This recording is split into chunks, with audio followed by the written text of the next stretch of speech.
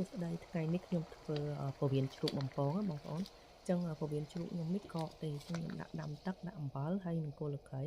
ហើយខ្ញុំដាក់វាស្ងោរអញ្ចឹងណាបងប្អូនដើម្បីឲ្យវាលាយទៅកកនឹងផងឲ្យវាឆ្អិនបានខ្លះផងហើយខ្ញុំយកវាមកលាងទឹកហើយកាត់អញ្ចឹងបងប្អូនកាត់ឲ្យខ្លីៗប៉ុណ្ណឹងមកដើម្បីយើងងាយស្រួលបំពងនៅក្នុងឆ្នាំងណា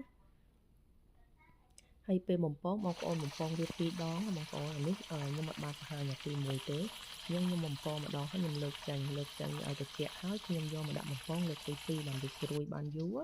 ឃើញទេបងប្អូនហើយយើងយកមកកាត់ចឹងមកមួយលឹកក្រូចជាមួយខ្ទឹមសមួយខ្ទឹមជ្រក់មួយអីចឹងបងប្អូនចង់ញ៉ាំជាមួយអីក៏បានណាបងប្អូននេះទឹកម្ទេសនេះទឹកហ៊ូស៊ីននេះទឹកសណ្តែកដីបងប្អូនហើយនេះខ្ទឹមជ្រក់របស់ខ្ញុំនិយាយពីអានេះអូយបងប្អូនឲ្យញ៉ាំហើយគឺឆ្ងាញ់មែនតើវាស្រួយតែម្ដងចាំខ្ញុំខាំអញ្ចឹងស្រួយឆ្ងាញ់មែនតើ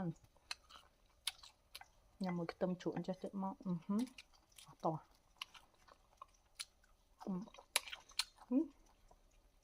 ជាមួយអានេះស្លឹកក្រូចបំពងបងប្អូន